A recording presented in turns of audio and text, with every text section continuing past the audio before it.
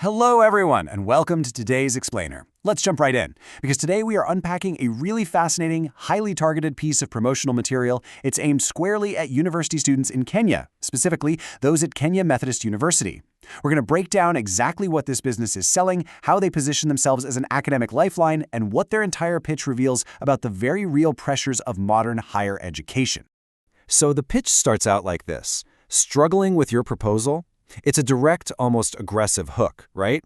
And it's designed to immediately grab a very specific, very overwhelmed audience by zeroing right in on that intense anxiety that always comes with academic research.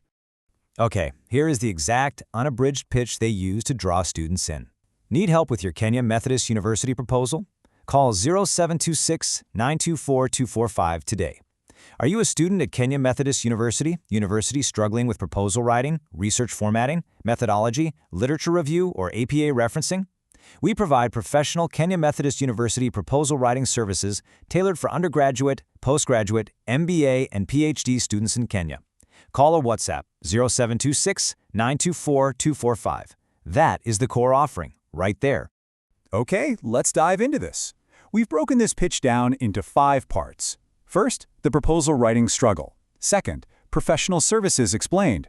Third, the anatomy of a proposal. Fourth, supported academic disciplines. And finally, their service features and contact info. Starting with Section 1, the proposal writing struggle, or balancing expectations and reality. This pitch brilliantly frames the student experience as this massive, unavoidable collision.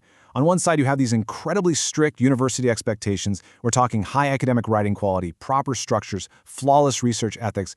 But then colliding right into that is the actual student reality, demanding coursework, outside jobs, and those incredibly tight deadlines. Highlighting this painful contrast is literally the entire foundation of their sales strategy. By explicitly calling out these difficulties, the provider builds empathy. They're showing they understand exactly why someone might just break down and pick up the phone. They know exactly what a supervisor is hunting for, and they list these hurdles right out loud: nailing the structural formatting, defining crystal-clear research objectives, building a rock-solid theoretical framework, and mastering accurate citations. But above all that, they highlight the ultimate enemy of every student: time management. Moving on to Section 2, professional services explained. What exactly is being offered here? And this brilliantly illustrates how they take the monstrous proposal process and break it down into these distinct, totally sellable tasks. It's kind of like an a la carte menu for academic heavy lifting. For writing and formatting, they're offering concept paper development, literature reviews, and strict APA 7 formatting.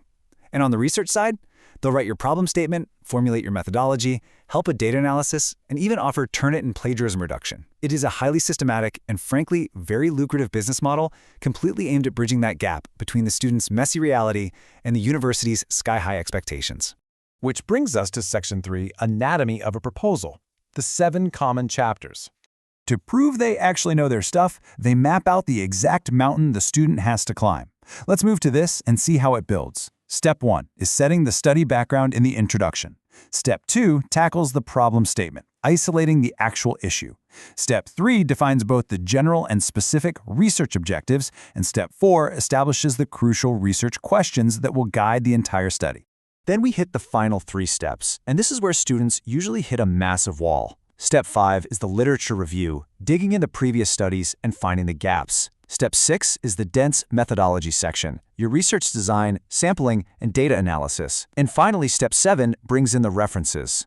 Notice how they place a really heavy emphasis on strict APA 7th edition formatting here? They are positioning themselves as the ultimate technical safety net. So, Section 4, supported academic disciplines. Who exactly do they serve? Now, what's really interesting about this slide is the sheer scope. You might think a service like this would focus on one specific, highly technical niche, but no, their target market is massive. They claim absolute expertise across business and tech, handling finance, data science, IT, while simultaneously targeting humanities and social science students in public policy, education, and economics. They're essentially positioning themselves as a universal catch-all for pretty much any struggling student, regardless of their major.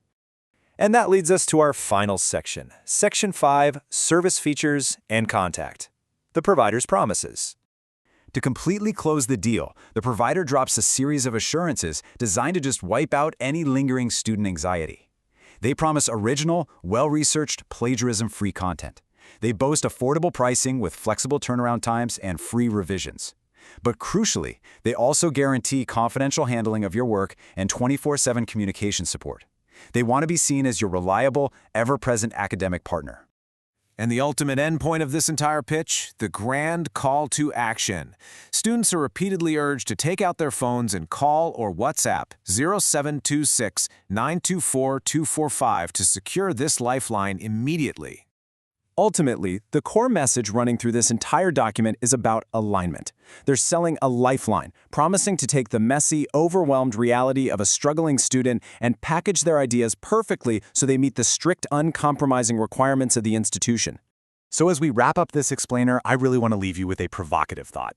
We've just analyzed a very structured, very localized sales pitch.